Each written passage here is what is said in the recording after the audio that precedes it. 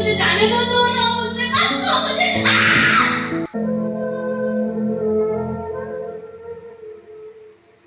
मेरी कहानी, वो कहानी जो कभी कोई लड़की नहीं देखना चाहती, वो चीखे जो किसी ने सुने हो या ना सुने हो, महसूस हर एक इंसान ने किया है, हर एक इंसान ने। वो खून के छींटे जो पहुंचे उस बस से हर एक चौखट तक, हर एक चौखट तक। हम जैसे उस बस में चढ़े, बस के लास्ट सीट पर 5 से 6 लड़के थे। वो लड़के जिस तरीके से मुझे घूर रहे थे, मानो मुझे कुछ अच्छा नहीं लग रहा था। मुझे लगा कुछ तो गड़बड़ है यहाँ पे। तो मैंने अपने दोस्त से कहा कि छोड़, हम दूसरी बस से चलते हैं, मुझे इस बस में कुछ अच्छा नहीं लग रहा। तो उसने मुझसे कहा चल ठीक है, हम दूसरी बस से चलते हैं। और जैसे ही हम उस बस से उतरने लगे, उन लोगों ने हमारा रास्ता रोक लिया और मेरे दोस्त को तब तक मारा कि जब तक वो अधमरा ना हो जाए। मैं बहुत डर चुकी थी, मुझे कुछ समझ नहीं आ रहा था, चीखूं चिल्लाऊं, जल्दी बस से कूद जाऊं या जो हो रहा है उसे चुपचाप होने दो, चुपचाप होने दो। इतने में कि मैं कुछ, उनके कदम मेरी ओर बढ़ने लगे। देखो दूर रहो मुझसे, देखो दूर रहो मुझसे, पास मत आओ मेरे, मत लो मुझे, दूर रहो मुझसे, प्लीज प्लीज मुझे जाने दो, दूर रहो मुझसे, मत लो मुझे।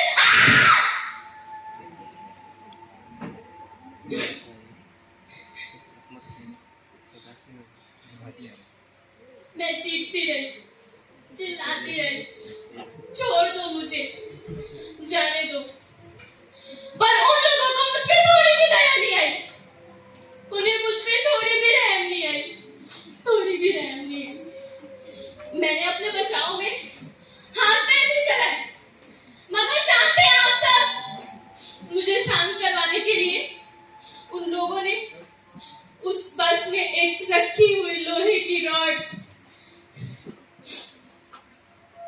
मेरे पेट में डाल दी। बहुत दर्द हुआ मुझे, मैं तड़पती रही, जिंदा लाश बन चुकी थी मैं, जिसे सुनाई और दिखाई तो सब दे रहा था, लेकिन महसूस कुछ नहीं हो रहा था, कुछ नहीं। और जानते हैं, जब मन भर गया उनका मुझसे, फेंक दिया सुनसान सड़क पर मुझे मरने के लिए। मैं नहीं मरी थी, मैं जिंदा थी, मैं नहीं मरी थी, मैं जिंदा थी, और मैं जिंदा रहना चाहती थी। मैं अपने गुनहगारों को अपनी आंखों के सामने जलकर मरते देखना चाहती थी, पर उस खुदा को ये मंजूर नहीं था। वो भगवान जानता था कि इस देश का कानून मुझे इंसाफ दिलाने में 7 साल लगा देगा, 7 साल। आप लोगों से पूछती हूँ मैं, जो मेरे साथ हुआ उसकी सजा देने के लिए आप लोगों को 7 साल सोचना पड़ गया, 7 साल।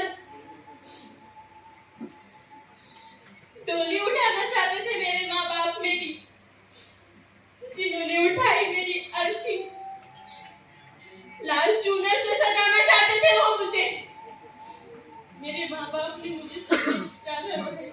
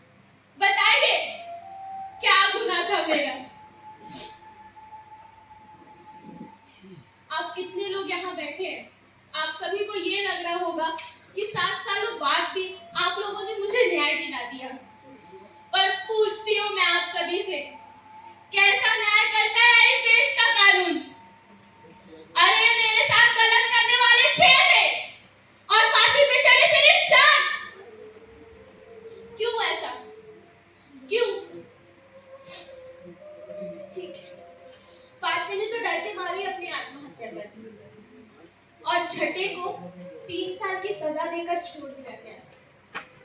जानते हैं क्यों? नाबालिग। क्योंकि वो नाबालिग था। अरे जब उस नाबालिग ने मेरे साथ गलत करते वक्त अपने मालिक और नाबालिग होने का फर्क नहीं समझा, तो इस देश का कानून उसे सजा देते वक्त ऐसा फर्क क्यों करता है? क्यों? इतनी आसान मौत नहीं चाहती थी मैं उनकी। मैं चाहती थी जैसे उन्होंने मुझे तड़पा तड़पा कर मारा है, वो भी तड़प तड़प कर मरे, वो भी तड़प तड़प कर मरे, वो भी तड़प तड़प कर मरे।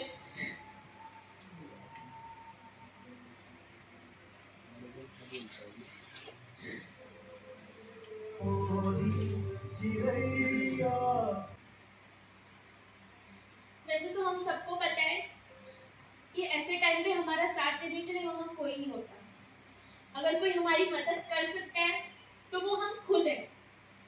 लेकिन फिर भी यहाँ जितने लड़के बैठे हैं, मैं उनसे ये कहना चाहती हूँ कि रक्षाबंधन के दिन सिर्फ अपनी बहनों की रक्षा करने का वचन मत दीजिए। हर उस बहन की रक्षा करने का वचन दीजिए जिसको आपकी हेल्प की जरूरत है। वीडियो बना के वायरल करने वाले तो बहुत होते हैं, हाथ बढ़ा के मदद करने वाले बहुत कम। और ये